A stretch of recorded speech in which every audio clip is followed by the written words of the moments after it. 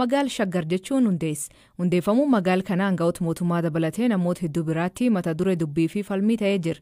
Master pilaanii marsa lammaffaatu dhufee ka jedhaniitu jira. Kaan ammoo dhuguun faayidaa uummataaf qabaa jedhanii mirkaneessan. Magaalii haaraan hundaa'uun kun maali? Kaayyoon isaa maali? Dhuguun master pilaanii lammaffaa ka jedhe irratti Galaana Bal'aa isinitti hima. Akkaataa hundeeffama magaalaa Shaggar akka lakkoofsa Itoophiyaa bara 2015tti baheen magaalaa Shaggar jedhamuun bakka tokkotti ka gurmaa'an magaalota aanaalee fi gandoota magaalaa Finfinneetti marsanii jiranidha.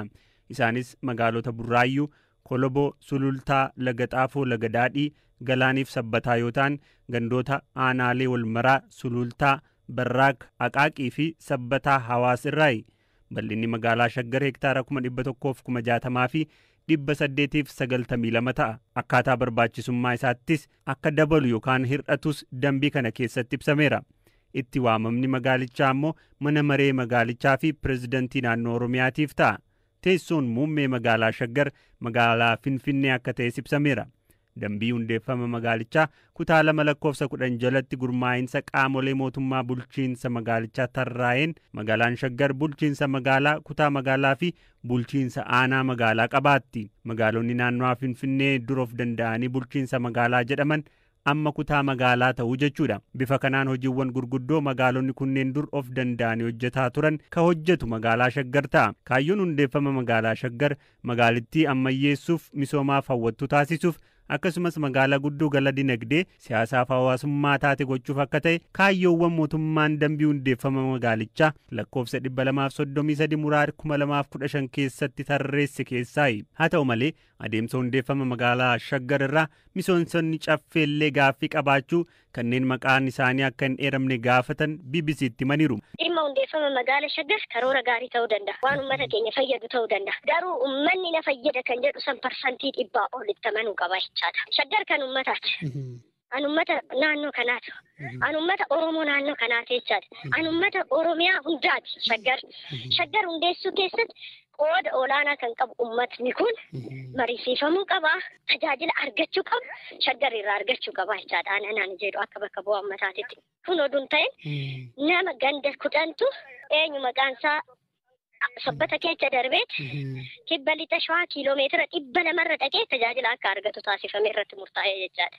Daareekti caffee keenyatitu labsii kana baastee uummata kanaaf ni fayyada kan jedhu san qabattee dhiyaachuu qabdi jechaadha. Waan caffeen dhiyaate san irratti immoo nu hin fayyada kana fakkaatas kun kana fakkaata kan jedhu san waan jiru san bakka san irratti raawwanne erga walii galamee booda gadi bobba'uu qaba tureeyyuu jechaadha.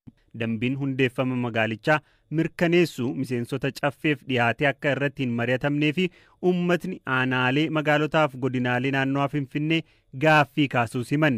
Deetaa ministeera nagaa Itoophiyaa fi miseensa caffee Oromiyaa kataan obbo Taayyee Danda'a miseensonni caffee Oromiyaa osoo hin dhagayinii fi caffeen osoo irratti hin mari'atin magaalli Shaggar hundeeffamuun kaayyoo namoota muraasaa fi hanna lafaatiif karoorfamee raawwatamee jechuun fuula miidiyaa hawaasaa isaanii gubbaatti katabaniiru.